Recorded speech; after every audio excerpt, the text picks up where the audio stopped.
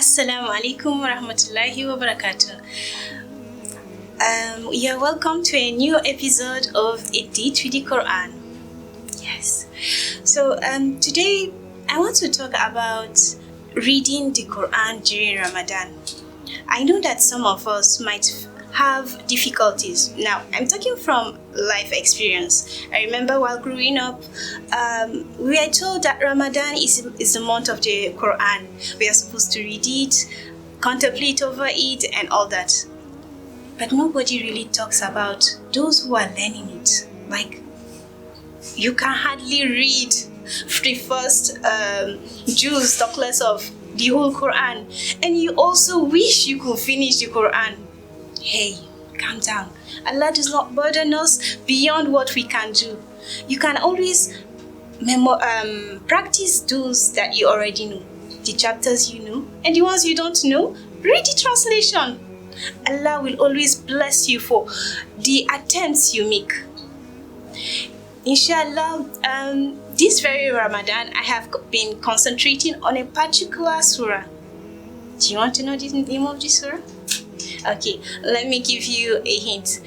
The surah actually talks about a boy. Yeah, the boy went through trials and tribulations.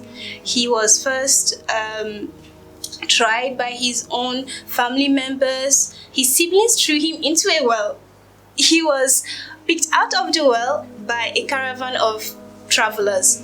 They sold him into slavery. From slavery, he was seduced by the owner of the house. And then he was accused of seducing her, which led him to go to prison. And from the prison, he became he was well known for dream interpretation. And from there, he was called by the king and he solved a national problem. Can you guess the surah? Yes, Surah Yusuf, mashallah. So there's a particular ayah in Surah Yusuf which I've just been going over and over it. It has to do with reliance. I felt for a particular character in that story. He was very wise and patient. Shall I tell you who that person is? It was Yusuf's father. It was Yusuf's father when his sons came to him and told him about a wolf has eaten Yusuf. And if you follow the story, Yusuf was actually one of his beloved sons. What did he say? He said, "It is best to be patient." Despite the pain and what his other sons have done, the grievousness of it, he only told them, "Your souls have prompted you to wrong." He did not completely cut off his sons. He did not try to be harsh. Despite the pain he felt, he still identified that what they did not make them as a whole bad, but no, it was a prompt from their own souls. It actually teaches me that when somebody does wrong, that person himself is not bad.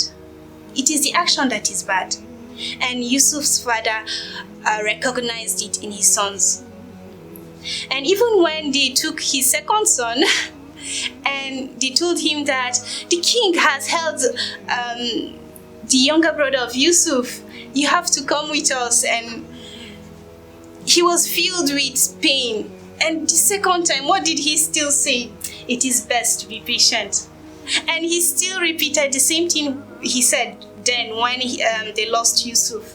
He told them, "Your soul has prompted you to do wrong." Like, instead of hating his sons, he still loved all of them, but he used hikmah.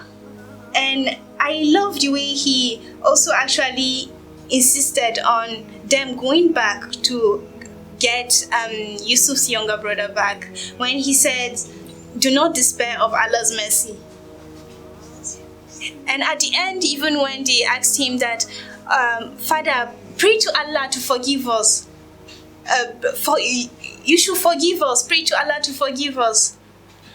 Oh, mashallah. I pray that each and every parent that we have nowadays can have that kind of patience, sabr, reliance in Allah.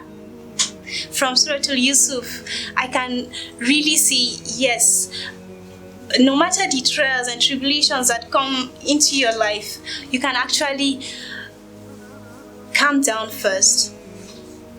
Because at the brink of tribulation, there's actually a small time in which Allah accepts your dua.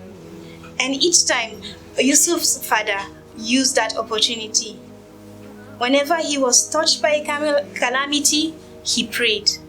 He was patient, he sought for Allah's assistance, and he condemned no one. May Allah subhanahu wa ta'ala accept our ibadah, and may this Ramadan be the beginning of beautiful years to come. Assalamu alaikum wa rahmatullahi wa barakatuh.